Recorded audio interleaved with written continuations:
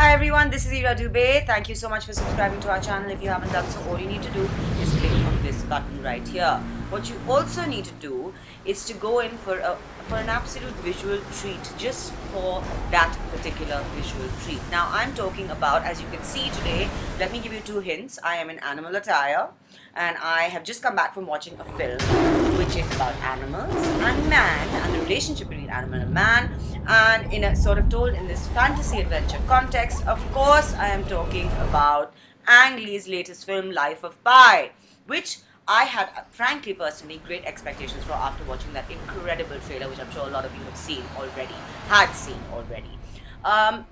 based on Yann Martel's very popular book, which won several awards when it came out. I personally admit to having not read the book itself, so I went with a completely clean slate.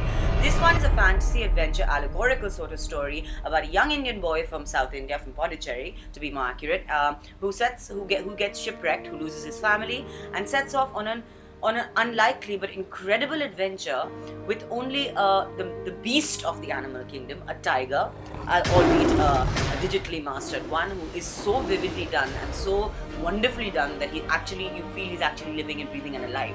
Let me tell you, and that relationship between Pi and this tiger is the heart and center and core and one of the main reasons for watching the film. Now, I have always been a sucker for allegories and for sort of adventure stories about the human spirit. Add elements of mysticism, magic, exoticism, adventure and fantasy into that and you have a Life of Pi. Where the film scored for me is in its obviously visual mastery. Now, Ang Lee makes us live this film. You are on that journey with Pi, with this young boy called Pi. There's of course a story about that name as well, which I leave you to discover because I don't have time to get into it. You all know what Pi means, but of course he was named by his father, a longer version of that, which became he became the butt of his friends' jokes, and so he changed his name to Pi.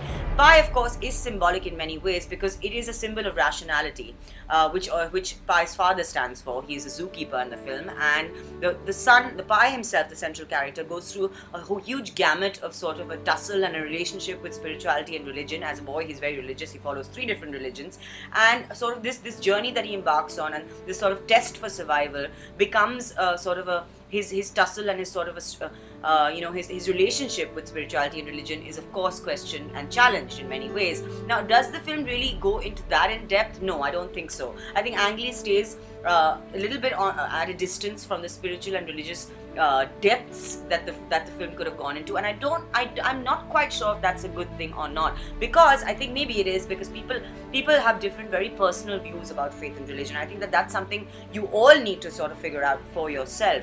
What did you feel about the film in terms of faith and spirituality and religion? What is the film saying about gods? Gods are superheroes for Pi, he says, as he tells this story. The older version of Pi is played by Irrfan, who does a wonderful job as usual, reliable, dependable actor with some great moments in the film. He's recounting the story to a Canadian writer, telling him how he and his family set off on this ship to move to Canada, and how he lost them and how he had this incredible journey with this tiger. Now, the vistas and the sort of the visual scenes that Ang Lee gives us of the ocean, of the stars, of underwater, of sort of the rage of nature, the tranquility of nature, the wonder of nature are things that I personally, some of them I find hard to describe, and some of them are actually quite incredible. So for those, this one you have to watch in a theatre. You have to see it in 3D because it's just quite magical. In terms of the performances, I found them good but not brilliant.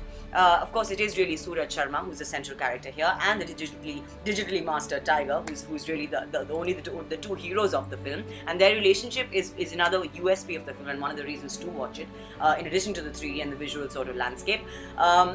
And how technically brilliant the film is. There is a certain picturesque exoticism that Ang Lee gives us in the first 15 minutes, which can be a little distancing, especially because we are Indians watching it. And I think the first 15 minutes of the film are actually a little bit off. I wasn't really sure where the film was going, and I thought that once the family actually set sail, that's when the journey began, and that's when I was really in it. So wait it out. Don't get thrown by the beginning, the first 20 minutes or so, the first act of the film, because it picks up, and the second half is just is a wonderful, wonderful adventure and sort of a ride. So I think that performances, as I said, were good but not brilliant. The visual landscape was excellent. The writing was strong, but I felt again that it kind of played it a little bit safe.